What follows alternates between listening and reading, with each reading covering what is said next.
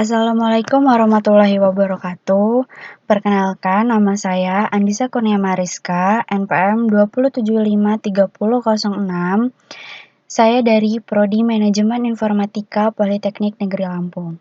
Di sini saya akan menjelaskan apa saja sih perbedaan dari akhlak, etika dan moral dan persamaannya.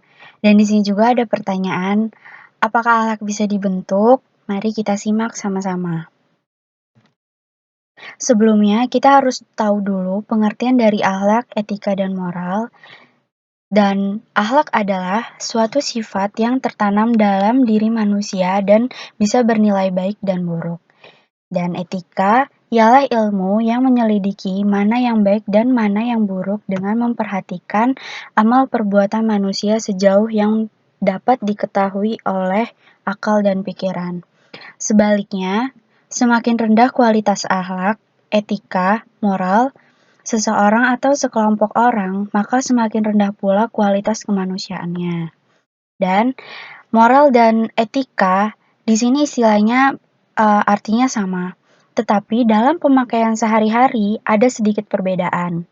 Moral atau moralitas dipakai untuk perbuatan yang sedang dinilai, sedangkan etika dipakai untuk pengkajian sistem nilai-nilai yang ada. Persamaan akhlak dan etika dan moral di sini ada beberapa yang dapat dipaparkan. Yang pertama, akhlak, etika, dan moral mengacu kepada ajaran atau gambaran tentang perbuatan, tingkah laku, sifat, dan rangkaian yang baik. Dan yang kedua, akhlak, etika, dan moral merupakan prinsip atau aturan hidup manusia untuk menakar martabat dan harkat kemanusiaannya. Dan yang ketiga, akhlak, etika, dan moral seseorang atau sekelompok yang tidak semata-mata merupakan faktor keturunan yang bersifat tetap, statis, dan konstan, tetapi merupakan potensi positif yang dimiliki oleh seseorang.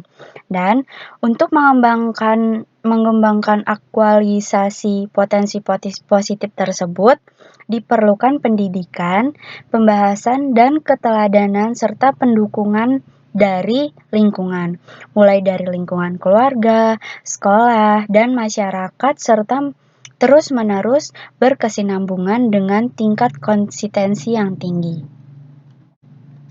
Dan di sini juga ada perbedaan dari akhlak, etika, dan moral. Dan yang pertama, perbedaan akhlak dan etika dan moral itu dibagi menjadi dua jenis, yaitu berdasarkan tolak ukur dan berdasarkan sifat. Dan yang berdasarkan tolak ukur, yang pertama, akhlak tolak ukurnya dari Al-Quran dan As-Sunnah. Etika tolak ukurnya pikiran atau akal. Dan moral tolak ukurnya norma hidup yang ada di masyarakat berupa adat dan aturan tertentu.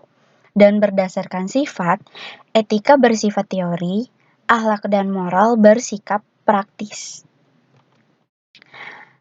Pertanyaannya, apakah akhlak bisa dibentuk? Di sini, menurut sebagian ahli, akhlak tidak perlu dibentuk karena akhlak adalah gazirah yang dibawa manusia sejak lahir. Karena mereka beranggapan bahwasannya akhlak adalah pembawaan dari manusia sendiri, yaitu kecenderungan kepada kebaikan atau fitrah yang ada dalam diri manusia, dan juga dapat berubah kata hati atau intuisi yang selalu cenderung kepada kebenaran.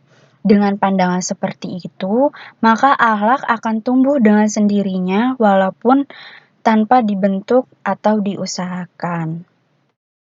Dan akhlak manusia itu juga sebenarnya dapat diubah dan dibentuk.